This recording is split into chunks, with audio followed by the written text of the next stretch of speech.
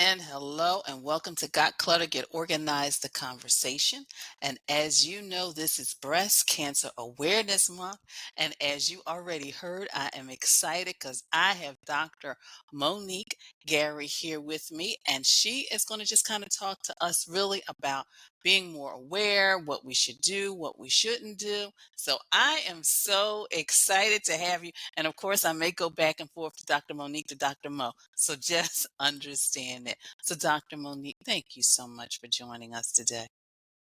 Oh my goodness, thank you so much for having me here today. I can't tell you how good it is to hear your voice again and to speak with you and your audience. This is amazing.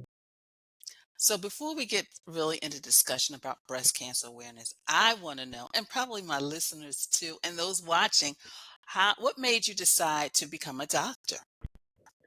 Well, medicine is in my blood. My mother was a nurse, my grandmother was a nurse, and when you come from a family of healers, you come from people who will do whatever it takes to make other people feel better. And it's a gift and it's a legacy. And so I knew that I would go into some aspect of healthcare. And I think it's an important lesson for people who have young folks who are trying to figure out what their path is going to be. It doesn't necessarily have to be a doctor in order to be a healer, in order to be a helper. But I knew that I would go into medicine and I hoped that I would become a doctor, even though I really didn't see very many examples of Black women physicians growing up. I knew that it was possible if I could just stick to it and commit to the journey. And we are ever grateful for you, Dr. Monique. So, Dr. Monique, when a woman first hears a diagnosis, what should she possibly do, or maybe should she not do? Because I know everybody's different and every diagnosis is different. But in general, what should we, really kind of maybe do, or like I said, not do? Well, I can tell you the first thing that people probably stop doing that they should absolutely do. And the first thing that you should do is you should breathe. And it's something that, one of the key parts of mindfulness and meditation is breath work. And when we focus on the breath, it does a lot of different things for the body. But the most important thing that it does is that it affects our noradrenaline, right? You've heard of that term adrenaline. Adrenaline's pumping. It's hard for your brain to focus. It's hard for you to think about the things that you need with some clarity because it activates all of the stress hormones and the stress genes. And so now you got stress on top of stress, and your heart is racing, and your mouth is dry, and it impacts your ability to process things and to think clearly. And so, just by regulating our breathing, you can begin to bring that stress level down. You can begin to think a little bit more clearly. And finding that sweet spot is going to help you in a couple different ways, and it helps us to center ourselves so that we can then process that information. The And I, second thing, oh, sorry, go ahead. no, please continue.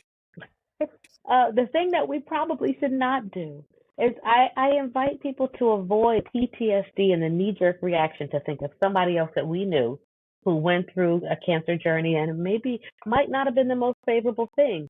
I talked to two women today in my clinic and they said, I remember when my mother did this. She had something else that she did this. She felt this way. And as her caretaker, I felt this way. And I don't want to put my family through that, and that makes them more insular. It makes them shut down. It puts them in the mindset that they are the experience of someone else. And everybody's cancer journey is different, and cancer care is different. And I need people to really process that. This is not our grandmother's cancer. This is not your mother's cancer or even your best friend's cancer. This is a different journey that only you are on. The last thing is I think people should really avoid the assumption that everything negative they see online is true, because the next thing we do, what do? We go online, we start looking things up, and all of a sudden, you have to understand that the internet and the way websites work is that it's programmed to feed the information people want more of. And we don't always want more good news. We don't always want feel good stories. We go and gravitate toward the most negative things. And that's what comes up most in a feed. If you look up something about breast cancer, you won't see the stories of hope first. You may see stories of negativity and side effects and other things, terrible pictures.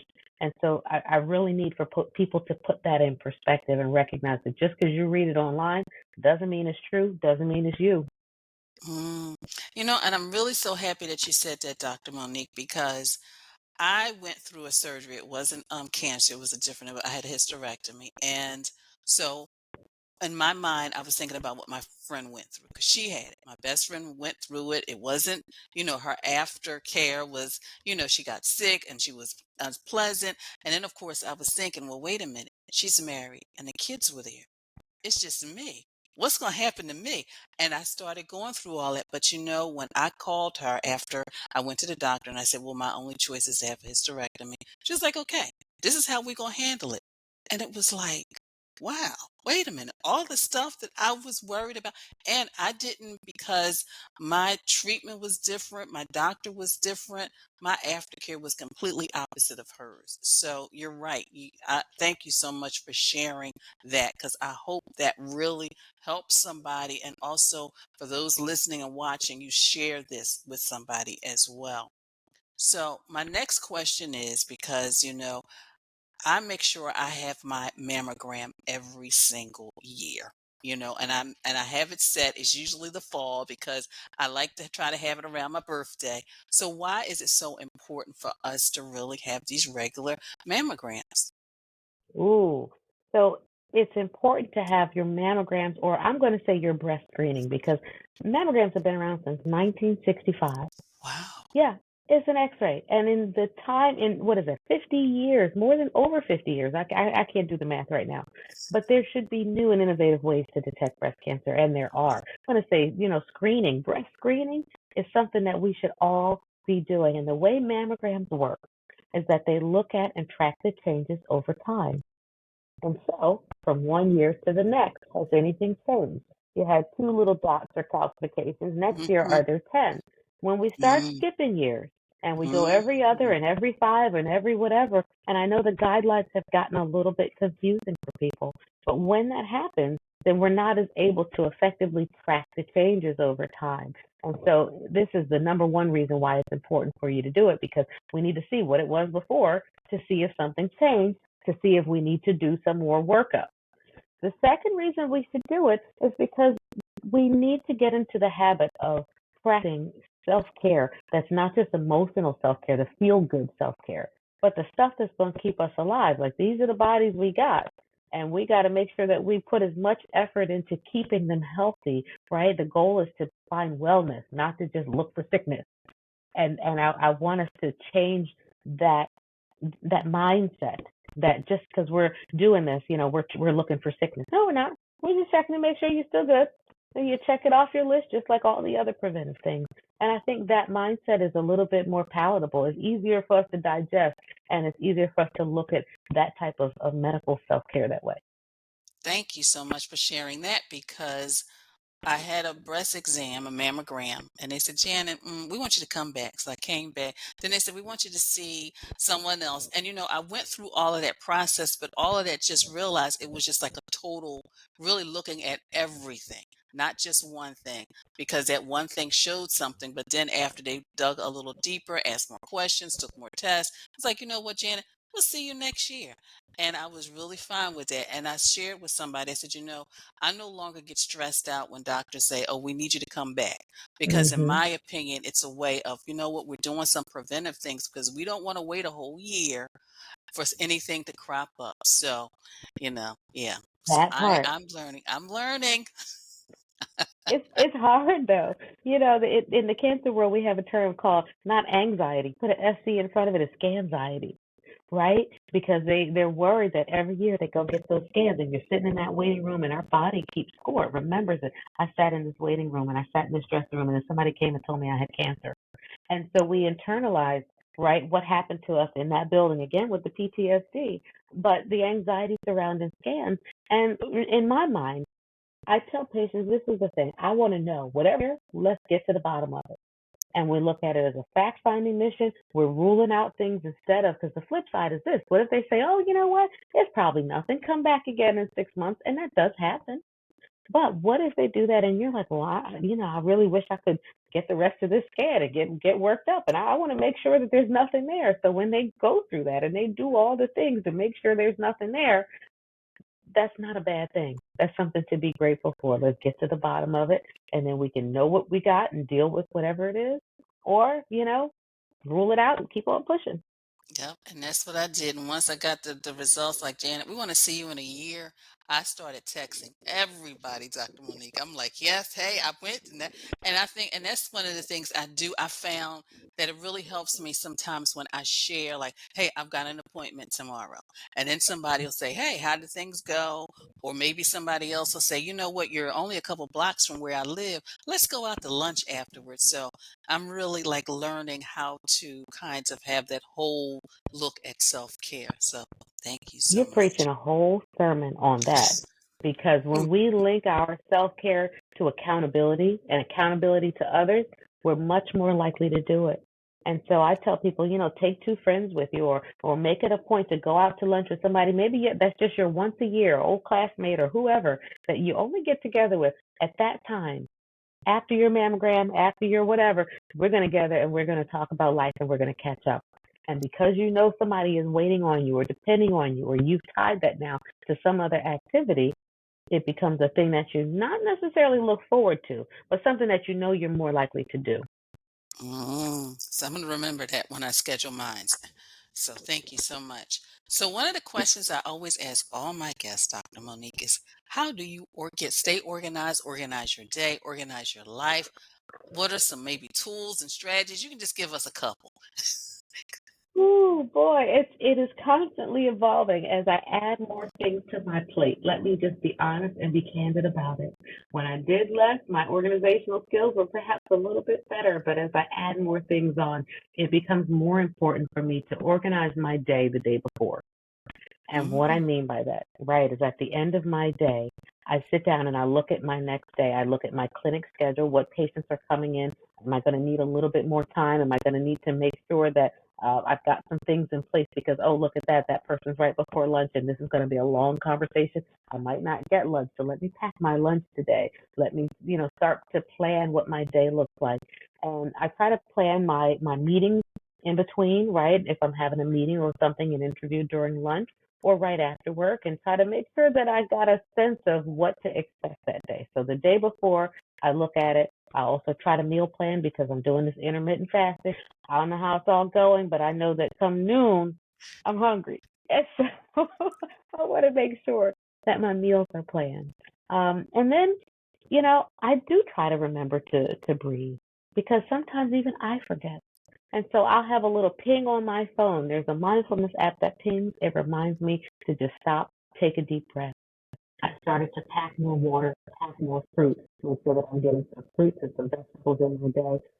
And I still, honestly, I check my phone too much, right? It's too many messages throughout the day, and my distraction, my level of distraction is something that I definitely want to work on. But then before I leave work, I'm planning my evening deliverables.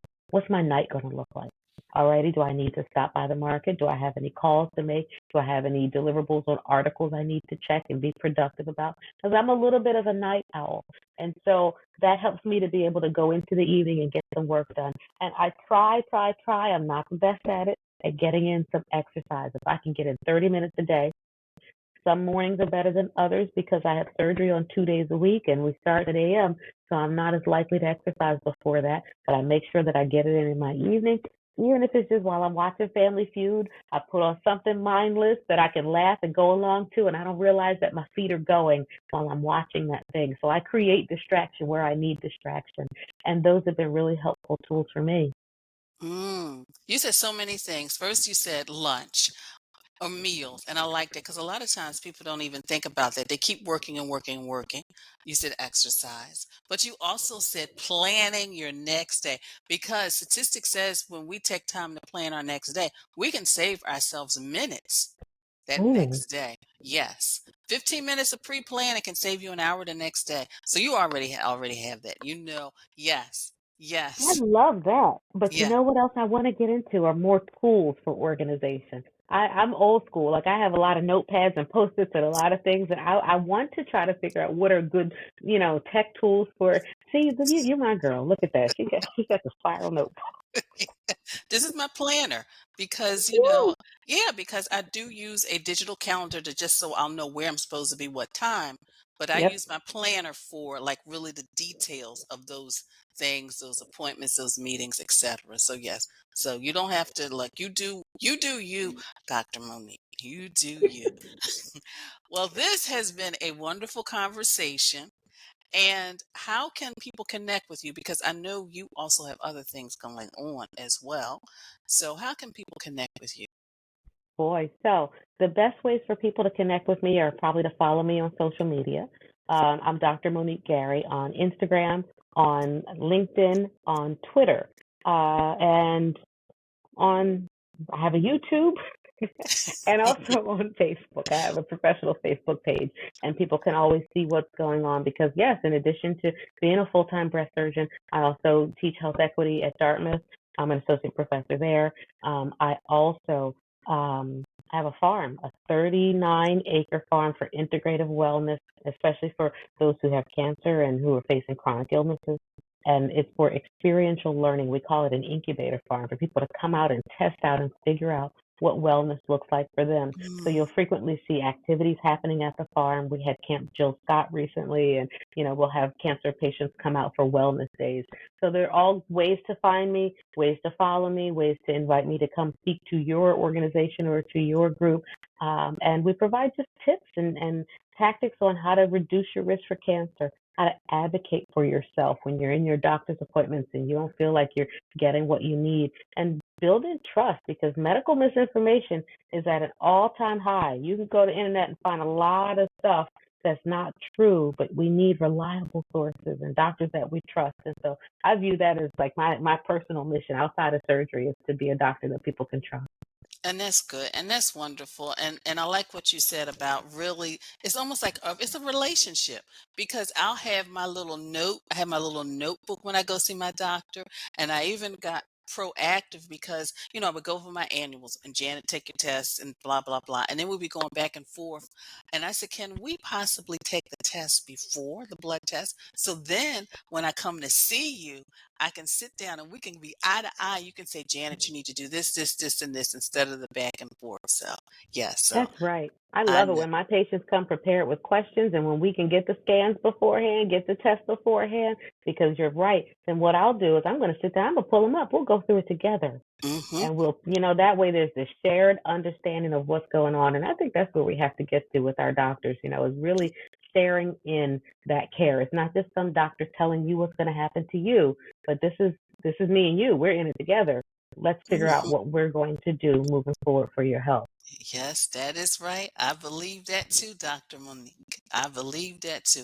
Well, again, thank you so much for your time. It is greatly appreciated. This has been a joy. I'm so glad to see you and talk with you again. And you remind me to really look at the ways in my life where I can cut the clutter, where I can be more organized and give myself a little bit of grace for the things I'm actually doing a little bit okay with. So thank you for that, Janet. It's so great to be with you today. And of course, before I forget, you will be able to connect with Dr. Monique. I will have all her links on the show page. So all you got to do is click them and connect with her. So thank you again, Dr. Monique. See you soon.